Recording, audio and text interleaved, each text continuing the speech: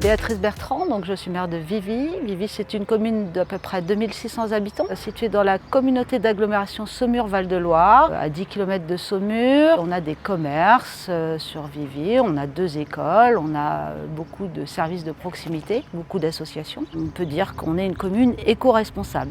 Donc d'abord par la rénovation énergétique de pratiquement tous nos bâtiments, et surtout avec des matériaux biosourcés. Puis on a fait 2 bâtiments qui sont en bois paille, l'agrandissement de la mairie et un bâtiment pour l'espace jeunesse, un bâtiment pour les jeunes. On développe aussi beaucoup de liaisons douces sur Vivy, beaucoup de liaisons à vélo. On a un gros projet qui est de relier Vivy à une commune pôle qui est Longué et à la commune centre Saumur, par l'ancienne voie de chemin de fer. On a un très joli plan d'eau et une très jolie réserve ornithologique qui fait que nous avons eu le label Station Verte très récemment et on a eu l'année dernière la première fleur Ville et Village Fleuri. On avait besoin à Vivy d'avoir un bâtiment pour les services techniques, avoir un bâtiment avec des panneaux photovoltaïques, ça paraissait complètement dans notre logique. On y a associé une réserve de 200 mètres cubes d'eau pour récupérer toutes les eaux de pluie, pour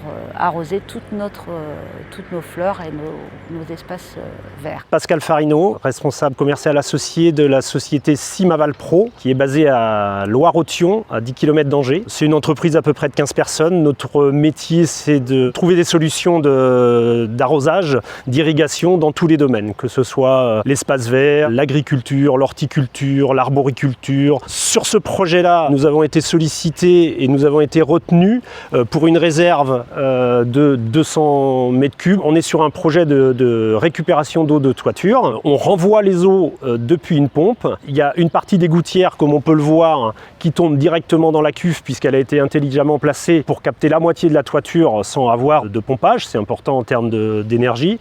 Et l'autre pan de toiture, bien évidemment, qui donne de l'autre côté, est récupéré via une pompe de relevage, une petite pompe de relevage. Et ensuite, bien sûr, on a une pompe de reprise qui va permettre à la mairie de pouvoir pomper et de remplir une tonne rapidement. Il n'y a pas beaucoup de temps d'attente pour les agents. Donc là, on a installé en fin de saison, malgré les pluies de cette année. Elle n'est pas totalement pleine. Je pense qu'elle doit être remplie à peu près à 30%. Ça va être quelque chose, un levier pour la mairie très important pour pouvoir utiliser de l'eau non traitée et puis avoir un stockage qui puisse durer très très longtemps. On consomme très très peu d'énergie puisque la durée de fonctionnement des pompes en consommation électrique est finalement très très faible. On a bien sûr en stockage d'eau une contrainte qui est la formation d'algues ou de développement d'algues liées à l'ensoleillement, aux UV. Pour contrer ça, on a une bâche flottante qui est un couvercle flottant qui vient couper les UV et qui s'adapte à la hauteur de l'eau. Ce type de réserve, on en a installé une dizaine, une quinzaine depuis on va dire une dizaine d'années. On en fait entre minimum 1 à 2 par an, mais on voit que la tendance s'accélère et ça répond à des besoins en fait de stockage, surtout d'éviter de rejeter de l'eau dans les fossés et de la voir passer et de tirer de l'eau après pour arroser, de tirer de l'eau potable traitée. Ça n'empêche pas que le surplus part dans le fossé, donc ça recharge les nappes, c'est simplement un stock tampon. Une fois que ce stock tampon il est fait, et ben, ça permet de passer l'été en continuant d'avoir de la végétation arrosée sans qu'on soit en train de pomper dans une période critique. Voilà l'intérêt d'une réserve. Jean-Claude Sourdeau, 3e adjoint au bâtiment. Nous avons fait construire ce bâtiment de 1044 mètres carrés avec 444 panneaux photovoltaïques. Ça représente une puissance qui pourrait alimenter environ 15 maisons toutes électriques. On avait besoin de bâtiments pour les services techniques et on a fait en fait d'une pierre deux coups. Le projet s'est établi fin 2023. Les panneaux sont effectivement productif depuis fin mai 2024. Jean-François Lopin, responsable des services techniques et chargé de travaux sur la commune de Vivy. Ici, suite au bâtiment en panneaux photovoltaïques, on a opté pour faire une réserve d'eau de 200 m3 qui va nous permettre d'arroser en période de sécheresse. Aujourd'hui, on se rend compte que de plus en plus tôt dans la saison, on a des arrêtés d'étiage qui nous interdisent d'arroser souvent à partir du mois de juin. Avec cette réserve de 200 m3 qui a été calculée par rapport à la grandeur du bâtiment, on a une toiture environ de 1000 m², un petit peu plus de 1000 m², on a environ 600 mm, 650 mm d'eau par an. C'est pour ça qu'on a opté pour une grandeur de citerne de 200 m3. Cette citerne va permettre de nous arroser tous nos massifs, nos fleurs. On a lancé un plan arbre sur la commune de Vivy depuis un an et demi. Que tous les ans, on a une quantité d'arbres à planter, ça va nous permettre de les arroser.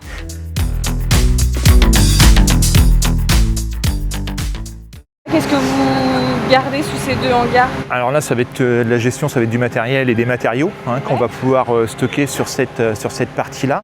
Aujourd'hui, un bâtiment un petit peu plus de 1000 m², ça nous fait un espace qui est quand même assez intéressant. Et vous avez d'abord eu envie de faire la cuve d'eau et ensuite de faire ce bâtiment, ou c'était 2 projets distincts? On a commencé d'abord par un bâtiment et après est venue la réserve d'eau. Même si on est en bipente, il faut savoir qu'on récupère toutes les eaux de gouttière.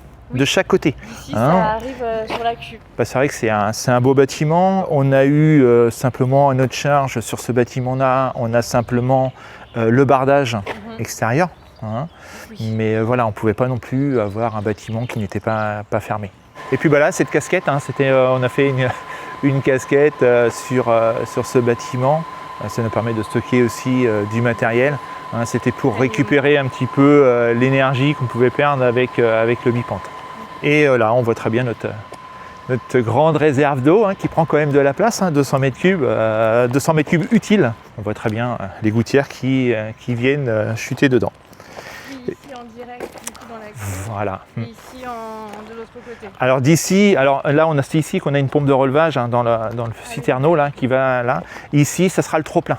Ça veut dire que si demain on n'a plus de 200 m3 d'eau, ça va pouvoir partir au fossé.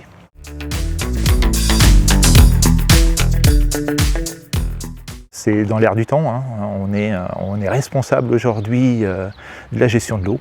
Tout ce qu'on a fait, faire des bâtiments en bois paille, faire de la rénovation énergétique avec des matériaux biosourcés, faire une réserve d'eau, tout ça, ça a un coût qui est beaucoup plus élevé que la normale. Mais les collectivités doivent vraiment montrer l'exemple parce que souvent on a des subventions, on est aidé et c'est notre rôle de montrer que les choses peuvent se faire. Et voilà, pour inciter les particuliers à le faire.